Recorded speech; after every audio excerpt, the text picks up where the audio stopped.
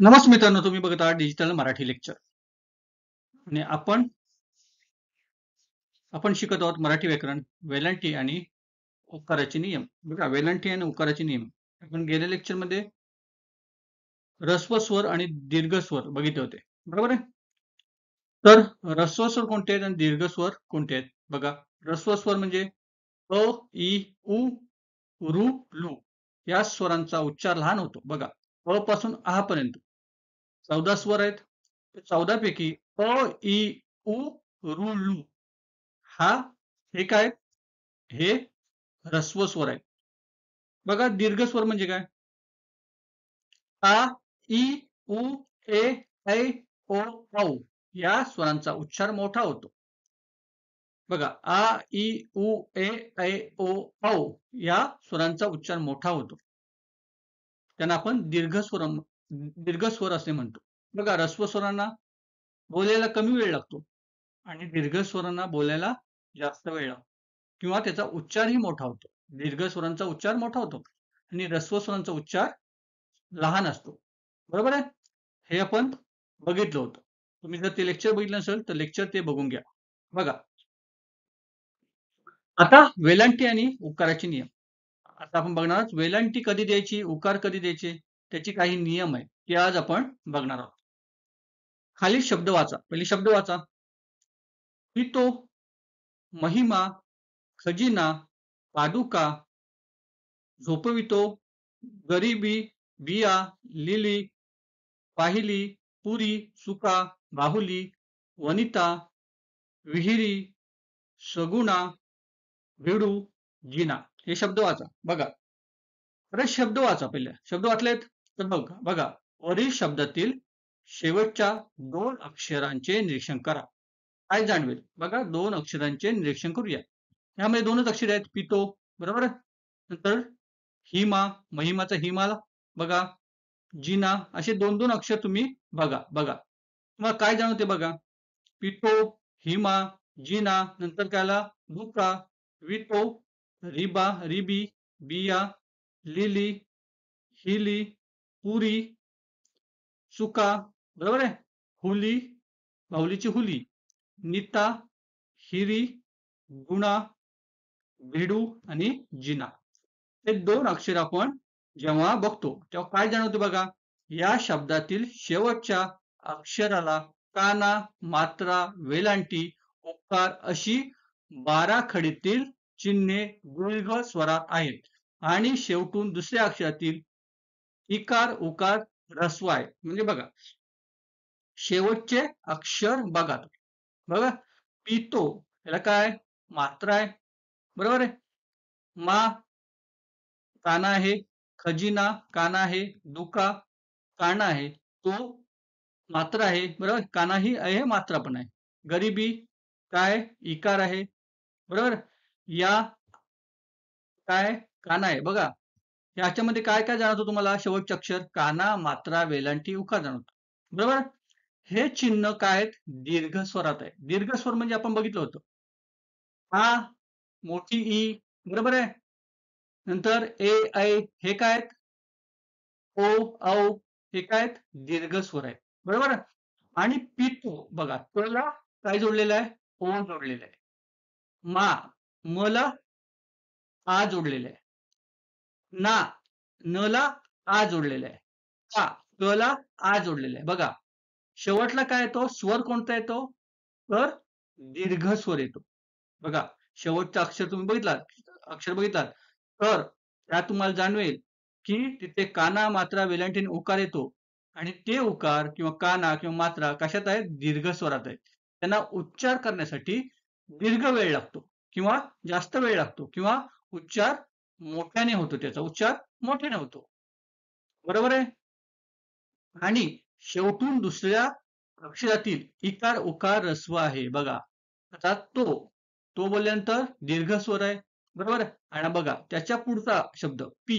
बघा, ई कशात आहे? पी मधला ई काय? ही ऱ्हस्व आहे. ही ऱ्हस्व आहे. महिमा ही काय? वेलांटी आहे, बरोबर आहे. आणि ई कुठली आहे? तर ऱ्हस्व आहे. तसं जी, जी मधला ही ऱ्हस्व आहे. गो मधला उ ऱ्हस्व आहे. द अधिक उ त्यामुळे दू बनतो. बरोबर आहे. द अधिक उ म्हणून दू बनतो. पण दू मधील जो स्वर आहे तो काय ऱ्हस्व आहे. बरोबर आहे. बघा ऱ्हस्व आहे. करेक्ट. सर्वातले री ही ऱ्हस्व आहे. बी मधली ई ही ऱ्हस्व आहे. तुम्ही कुठेही बघितलं री दुसरी आहे. बरोबर आहे. पुरी मधला पू हा ऱ्हस्व आहे. बघा त्यांनी काय सांगितले, या शब्दातील शेवटच्या अक्षराला काना, मात्रा, वेलांटी, उकार अशी 12 खडीतील चिन्हे दीर्घ स्वरात आहेत. बरोबर आहे. आणि शेवटच्या दुसऱ्या अक्षरातील ई किंवा उकार ऱ्हस्व आहे. ऱ्हस्व आहे तो नेहमी. आपला नियम काय आहे बघा. नियम काय लिहिणार आपण? शब्दांतील शेवटचे अक्षर दीर्घ स्वरात असेल तर त्या आधीच्या उपांत्य अक्षरातील इकार किंवा उकार ऱ्हस्व येतो. बघा जर शेवटचा अक्षर काय असेल दीर्घ स्वरात असेल, दीर्घ स्वरात येईल तर त्याच्या अगोदरचा जो अक्षर असेल तो कसा येतो ऱ्हस्व स्वरात येतो. कशात येतो? ऱ्हस्व स्वरात. म्हणजे वेलांटी काय येणार? ऱ्हस्व येणार. उकार काय येणार? ऱ्हस्व येणार. लक्षात ठेवा. हे शेवटचा अक्षर काय असणार? दीर्घ स्वरात असेल तर. समजला हा नियम? पाठ करून ठेवा. चला बघा काही उदाहरण घेऊया आपण.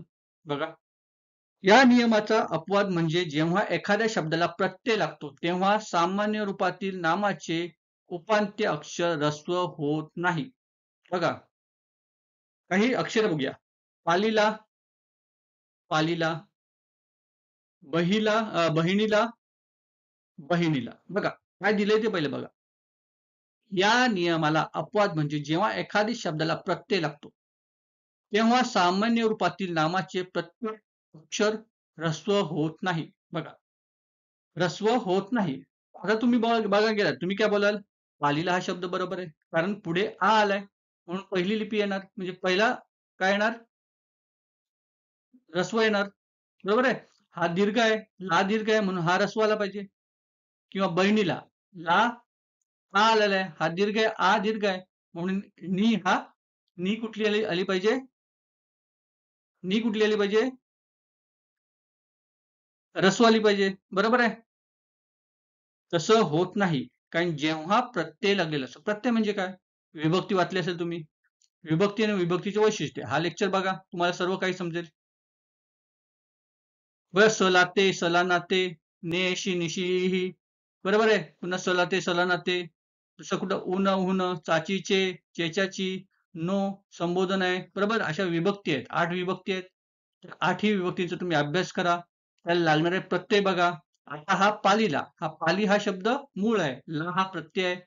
बहिणीला. बहिणी हा शब्द मूळ आहे. हा ला हा प्रत्यय आहे. बरोबर आहे. हे याला प्रत्यय म्हणतो. जेव्हा प्रत्यय लागला असतो तेव्हा सामान्य रूपातील नामाचे उपांत्य अक्षर ऱ्हस्व होत नाही. ते दीर्घच राहते. म्हणजे ते कुठले शब्द येणार? पालीला हा शब्द बरोबर आहे. बहिणीला हा शब्द बरोबर आहे. आपल्या नियमानुसार शब्द असा आला पाहिजे. बरोबर आहे. पण तो तसा न येता शब्द पालीला असा लिहितात किंवा बहिणीला असा लिहितात. कारण त्याला प्रत्यय लागलेला आहे. प्रत्यय लागलेला नसेल तर नियमानुसार चालतो. प्रत्यय लागलेला असेल तर नियम बदलते. यातील पालीला हा शब्द बरोबर आहे. बरोबर. बहिणीला हा शब्द बरोबर आहे. पहिले शब्द बरोबर आहेत. दुसरे शब्द चुकीचे आहेत. हे नियमात बसत नाहीत. जेव्हा प्रत्यय लागलेला असेल तेव्हा. त्यासाठी तुम्हाला काय बघायला लागेल? विभक्ती हा लेक्चर बघायला विभक्ती आणि विभक्तीचे वैशिष्ट्य हा लेक्चर बघा. त्यात तुम्हाला कळेल की कोणकोणत्या विभक्ती आहेत. बरोबर आहे. चला आता आपण दुसरा नियम बघूया. काही चित्र बघूया. चला काही उदाहरण बघूया. चित्रात काय दिले? शिडी. शिडी कशी लिहिणार तुम्ही? बघा शिडी कशी लिहिणार तुम्ही? शिडी या पद्धतीने लिहिणार. शी हा कुठला असणार? दीर्घ असणार की ऱ्हस्व असणार? ऱ्हस्व असतं. डी हा दीर्घ असणार. शी हा ऱ्हस्व असणार. बघा चिकू. बघा कू काय आलेला आहे? दीर्घ आलेला आहे. मग ची काय येणार? ऱ्हस्व येणार. वेलांटी ऱ्हस्व येणार. चिट्टी. टी हा काय? दीर्घ आहे. टी हा काय? दीर्घ आहे. मग शी काय येणार? ऱ्हस्व येणार. बघा शेवटचे अक्षर लक्षात घ्या. वेळी. ळी कुठला आलाय? दीर्घ आलेलं आहे म्हणून वी काय येणार? ऱ्हस्व येणार. समजलं? नियम समजला तुम्हाला?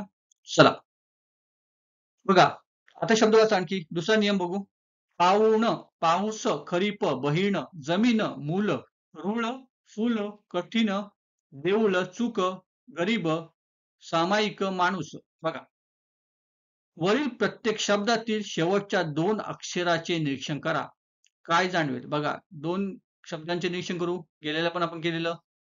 बघा ऊन, ऊस सर्व शब्द बघा. रीप, हिण, मीन बघा त्यामध्ये काय जाणवतं तुम्हाला की शेवटच्या अक्षराला शेवटचे अक्षर कुठलं आहे बघा ह्रस्व की दीर्घ आहे न न अधिक अ चा उच्चार होतो काय होतो अ चा उच्चार काय हा दीर्घ आहे की ह्रस्व आहे ह्रस्व आहे बरोबर स हा ह्रस्व आहे प हा ह्रस्व आहे न हा ह्रस्व आहे मग शेवटचं अक्षर हे ह्रस्व आहे बरोबर शेवटचे अक्षर हे ह्रस्व आहे आणि त्याच्या अगोदरचं अक्षर उ बघा उ हे अक्षर कुठे येतो किंवा हा उ बघा री बघा ही बघा मी बघा हे दीर्घ आहे हे दीर्घ आहे म प्लस ई ई कुठला लागतो दीर्घ ई लागतो जमीन न हा ह्रस्व आहे आणि मी हा काय दीर्घ आहे म्हणून काय बोलतो बघा पुढील शब्दांचे निरीक्षण केले या प्रत्येक शब्दामध्ये शेवटच्या अक्षराला काना मात्रा वेलांटी उकार नाहीत आणि शेवटच्या दुसऱ्या अक्षरातील इकार उकार दीर्घ आहे जेव्हा मराठी शब्दातील शेवटच्या अक्षरात काना मात्रा वेलांटी उकार दर्शवलेले नसतात तेव्हा शेवटच्या दुसऱ्या अक्षरातील इकार उकार दीर्घ लिहितात दीर्घ लिहितात वर दिलेल्या वर्णानुसार किमान 10 शब्द लिहा तुम्ही स्वतःहून 10 शब्द काही लिहायची प्रॅक्टिस करा किंवा काही शब्द तुमच्या टेक्स्ट बुक्स मध्ये बरोबर आहे तुमच्या पुस्तकामध्ये आले असतील ते लिहिण्याचा प्रयत्न करा पाठ्यपुस्तकात आले असतील ते लिहिण्याचा तुम्ही प्रयत्न करा म्हणजे बघा जेव्हा शेवटचे अक्षर 3 अक्षरी शब्द असेल किंवा 4 अक्षरी शब्द असेल शेवटचे 2 अक्षर बघा किंवा 2 अक्षरी शब्द असेल शेवटचे 2 अक्षर बघा जर शेवटचं अक्षर काय असेल ह्रस्व असेल त्याला काना वेलांटी उकार काही नसेल तेव्हा त्याच्या पहिला शब्द त्याच्या आधीचा शब्द काय येणार दीर्घ येणार काय येणार दीर्घ येणार तुम्ही सर्व अक्षर बघू शकतात बघा नियम काय बोलतो बघा लक्षात ठेवा पश्चिम शब्दातील शेवटच्या दुसऱ्या अक्षराचा इकार उकार संस्कृत मधील मूळ शब्दाप्रमाणे ह्रस्व लिहितात उदाहरणार्थ नुपूर चतुर मासिक गुण मंदिर कुसुम तरुण प्रिय आता इथं बघा आपण नियम शिकलोय बघा शेवटचं अक्षर जर ह्रस्व असेल तर आधीच अक्षर दीर्घ लिहावं लागतो आपण त्याची वेलांटी दीर्घ येते जसं आपण जमीन बघितलं बहीण बघितलं कठीण बघितलं काय आलं न आलंय शेवटला न हे ह्रस्व आहे म्हणून नी किंवा कठी किंवा मी हा दीर्घ आलेला आहे समजलं तुम्हाला यात पण काही काही अडचणी आहेत बघा लक्षात ठेवा तत्सम शब्द म्हणून काय म्हणजे काय तत्सम शब्द म्हणजे जे संस्कृत मधून आपल्या मराठीमध्ये आलेले आहेत जे संस्कृत मधून मराठीमध्ये आलेले आहेत ते मूळ शब्द ह्रस्व लिहितात ते जे शब्द जसे तसे आले तसे लिहितात आपण याच्यामध्ये र जरी बघा नुपूर र जरी काय र आहे ह्रस्व की दीर्घ आहे ह्रस्व आहे बरोबर पण पू हा आपण काय लिहितो तू हा ह्रस्वत लिहितो यामध्ये चतुर र हा ह्रस्व आहे पण तू हा ह्रस्वत लिहितो मानसिक क हा ह्रस्व आहे पण सी हा ह्रस्वत लिहितो बघा याच्यात काही त्रुटी आहेत त्या त्रुटी कुठल्या आहेत तर संस्कृत मधून जे शब्द आलेले आहेत आपल्याकडं या ते जसे तसे आपण ठेवलेले आहेत त्याच्यात काही बदल केलेले नाहीत त्याच्यात आपले नियम लागू होत नाहीत तर तुम्हाला तत्सम शब्द हे माहिती पाहिजेत किंवा कुठले शब्द तत्सम आहेत हे तुम्हाला माहिती पाहिजे त्याच्या वेलांटी उकार कसं येणार तर जसे तसं येणार बघा जे शब्द संस्कृत मधून आलेले आहेत ते जसे तसे आपल्याला लिहावे लागतील ही त्रुटी आहे आपण दोन त्रुटी बघितल्यात एक तर पहिल्या नियमामध्ये एक त्रुटी आहे ती कुठली आहे तर प्रत्ययाची त्रुटी आहे आणि दुसऱ्या नियमामध्ये तत्सम शब्दाची त्रुटी आहे जे तत्सम शब्द येतात संस्कृत मधून त्या शब्द जसे तसे आपल्याला लिहायला लागतात त्याच्यामध्ये आपला नियम काम करत नाही कार्य करत नाही बरोबर आहे तुम्हाला समजलं चला काही आपण शब्द बघूया बघा पहिला शब्द आहे काय शब्द आहे काय दिसेल चित्र तुम्हाला लसूण लसूण कसं लिहिणार आपण लसूण न काय ल काय दीर्घ आहे की ऱ्हस्व आहे? ऱ्हस्व आहे. म्हणून सु कशात लिहिणार? दीर्घामध्ये लिहिणार. बरोबर? दीर्घामध्ये लिहिणार. हरिण. री हा दीर्घ आहे. बरोबर आहे? न हा ऱ्हस्व आहे. मूळ शेवटचा शब्द बघा ळू आहे. गु हा कसा येणार? दीर्घ येणार. बरोबर आहे? पाऊल ल हा ऱ्हस्व आहे. उ हा दीर्घ येणार. बरोबर? पाचवं काय आहे शब्द बघा. विहीर र हा ऱ्हस्व आहे. बरोबर? ही हा दीर्घ येणार नेहमी. आणि हिच्या वी हा काय येणार? वी हा काय येणार? ह्रस्व की दीर्घ? दीर्घ येणार. बघा ही कसा आहे? ही विहिरीमधला ही काय? दीर्घ आहे. म्हणून वी हा ह्रस्व येणार. बघा ऊस स हा काय? स हा काय? ह्रस्व की दीर्घ? तुम्ही सांगा. ह्रस्व आहे. बरोबर? तो उ हा दीर्घ येणार. बघा तुम्हाला नियम समजले असतील. तुम्ही नसतील समजले तर पुन्हा एकदा बघा. ठीक आहे? पुन्हा एकदा लेक्चर बघा. तुम्हाला नक्की नियम कळतील. वाचा, शिका. बरोबर आहे? तुम्हाला जर लेक्चर आवडलं असेल तर चॅनलला सबस्क्राईब करा, शेअर करा तुमच्या मित्रांबरोबर. तेव्हापर्यंत नमस्कार.